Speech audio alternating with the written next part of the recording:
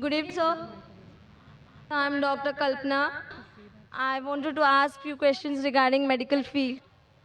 Basically, is family planning allowed in Islam, and why generally people prefer MTP, that is medical termination of pregnancy, rather than your TL? And it's very difficult to convince them. For a TL, it's very easy for them to do a MTP. Why is it so? Sister, being a medical doctor, she has given some short forms, MTP, TL, which may go bouncer to the most of the audience, but I, being a medical doctor, I know what she's meaning. Sister asked the question about the concept of family planning in Islam and why it's easier to convince the Muslim to do MTP, means medical termination of pregnancy, rather than TL. TL means tubal ligation. That is a permanent method of family planning. So I'll club both together. As far as family planning is concerned, it's a very big concept, planning the family. And mainly people plan the family and they want to prevent having children, etc. So what does Islam say about this? As far as family planning is concerned, all permanent methods, whether it be tubal ligation, TL, what you mentioned, whether it be vasectomy, any permanent method of family planning in Islam is prohibited. Secondly, any abortion, any MTP, medical termination of pregnancy, it is prohibited because you're killing a life, unless it is a danger for the life of the mother. If the mother's life is in danger, that maybe she has multiple cesarean sections, and if the doctors say that she has had 4 or 5 cesarean sections, one more cesarean section means detrimental to her life, or she has some heart problem and she cannot take the strain of undergoing one more pregnancy. So in this case, the Islamic Sharia says, let a small loss take place to prevent a big loss. The life of the mother is more important than the life that is going to come in this world. In this situation, these methods can be used as a last resort. Any permanent method, whether it be tubal ligation, whether it be vasectomy, whether it be medical termination of pregnancy, only in these cases. Any other cases, it is not allowed. Why it's prohibited, all these methods? Because Quran clearly states in Surah Anam, chapter number 6, verse number 151, that kill not your children for want of sustenance, for it's Allah subhanahu wa ta'ala who will give sustenance to you and your children. Allah repeats that message in Surah Isra, chapter number 17, verse number 31. Kill not your children for want of sustenance, for it is Allah who will give sustenance to your children and you. For killing of children is a major sin. So based on this, killing any human being is prohibited. Even the life that's going to come in this world, all types is prohibited.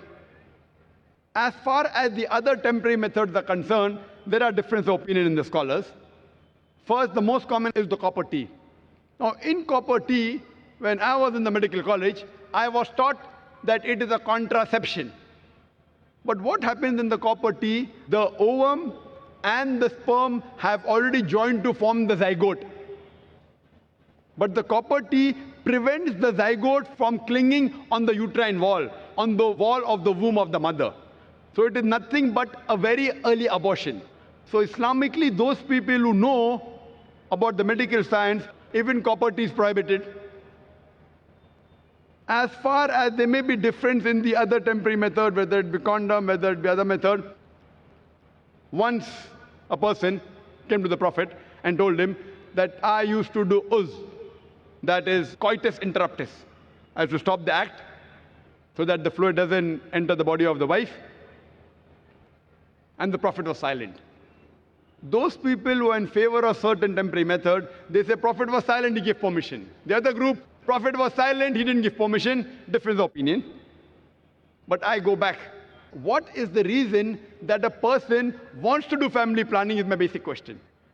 See, normally a doctor, when a person has a headache, you give aspirin, you give crocin. It is not a cure. It is a symptomatic treatment that the threshold of pain is increased, so you don't feel the pain. But that is not actually curing the disease. The best way to cure is to kill the germs. So first let us find out, why do different human beings want to do family planning? Whatever reason you have, you can broadly club them into two broad categories. The first category is for poverty. I'm poor. If I have many children, for me to live itself, hand to mouth. If I have children, then I will also die. The other group, they are rich. I have no problem about money, but I want to make my son a doctor. I want to make my son an engineer. So they have family planning, so I can upbring my children better. Inshallah, we'll discuss both the cases. As far as the first case is concerned, regarding those people who are poor, Islam has a solution to this problem. In Islam, the third pillar of Islam is zakat. That is, every rich person who has a saving of more than the nisab level, more than 85 grams of gold, he or she should give 2.5% of that excess wealth in charity every lunar year. If every rich human being gives zakat, poverty will be eradicated from this world. There will not be a single human being who will die of hunger. So if your problem is poverty, Islam has a solution. And the person who takes zakat, he is not being degraded. And the person who is wealthy and giving zakat, he is not doing a favor on the poor man. Because God gave him wealth, it is his duty. He is not doing a favor on the poor people. And the poor people, when they take, it is not that it's an obligation they have. It is their right. So if poverty is the problem, we have a solution of compulsory charity, that is zakat. If every rich human being in the world gives charity, poverty will be eradicated. There will not be a single human being who will die of hunger. Now the verses of the Quran I quoted earlier, two verses. Surah Anam chapter 6, verse number 151, and Surah Isra chapter 17, verse number 31. On the face of it, both appear similar, but there's a difference of chalk and cheese.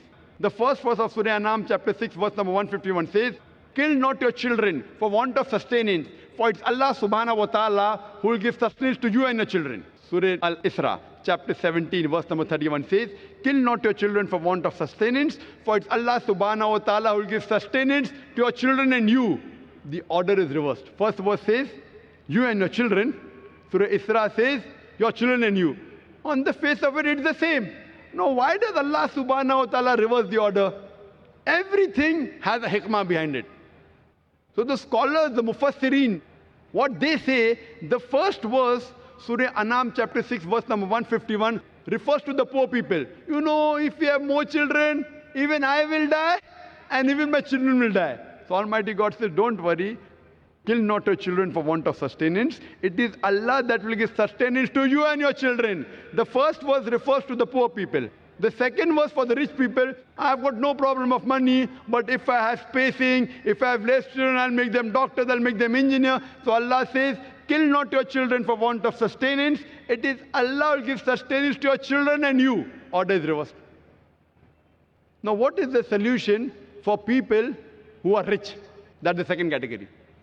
Just for your knowledge, I would like to tell you that I am the fifth child of my parents. If my parents would have done family planning, I wouldn't have been here. Do you think I'm a boon or a bane for society? In the world, in society, best profession, doctor, medical doctor. Best is medical doctor, nothing better than that. Alhamdulillah, even after being the fifth child, I became a medical doctor.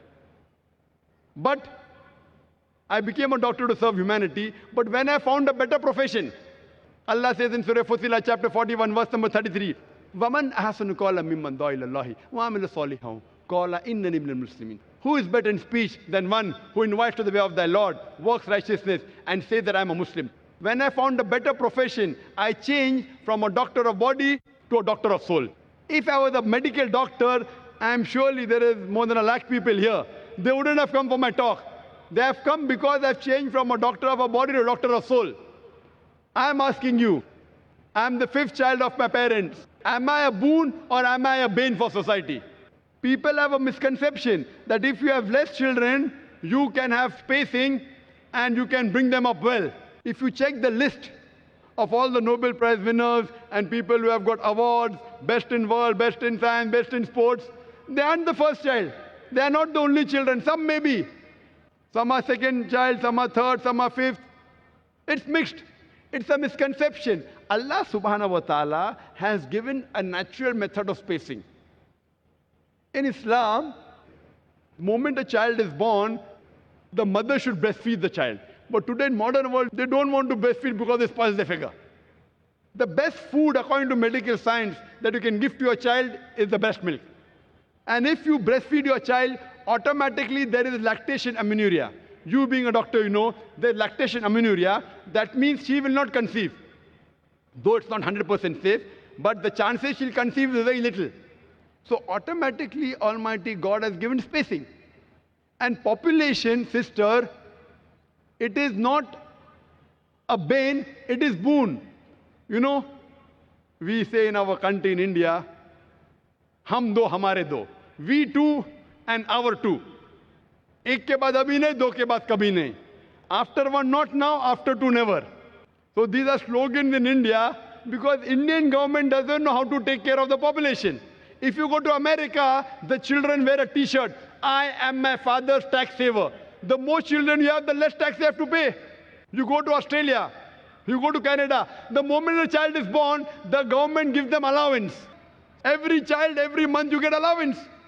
So the government of US, Canada, Australia, they're encouraging population. Why is the government of India discouraging? So it's problem with the government policies, it is not with population. And do you know today, the two countries which are competing for being superpower is China and India. China has the maximum population in the world. India is number 2. Today, India and China, they are competing to be the superpower. Why? Because both of them have got manpower. When I say manpower, it means human power. It includes the women also. China and India have got human power. That's the reason today you find America coming here to invest money. You find the Westerners coming to invest money here. You see the stock marketing going high. Why? Because of population. So population, it is a boon, it is not a bane. So even if you want to make your children doctors and engineers, don't think you never know your 5th child may become a doctor or your 2nd child. It is not that if you have more children, then you can space them better. Now there's a third category, a unique category. Once someone told me, Brother Zakir, I'm rich. I'm not bothered about bringing up children. You know, I'm rich, so no problem of money. And I'm not bothered about making my son a doctor or engineer. I want to enjoy life. Third category. So I told him, even for you, if you want to enjoy life, the best is marry early, have children early, so that you can retire early. You know, there are certain communities in India, you know, Gujaratis and all, they marry early, 19, 20, 21.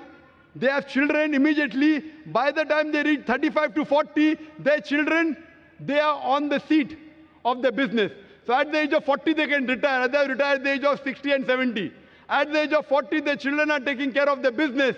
They can enjoy life. So even if you want to enjoy life, marry early, have children, relax, and enjoy life. Therefore, personally, as far as my opinion is concerned, I believe with those group of scholars. As far as family planning is concerned, Allah says in the Quran, in Surah Al-Imran, chapter number 3, verse number 54, Makaru makarallahu wallahu khairul makirin. They planned and plotted. Allah too planned. Allah is the best of planner. So if you think you can plan the family better, you're most welcome. I leave the planning of the family in the hands of a creator. It is the best. Hope that answers the question. Thank you, sir.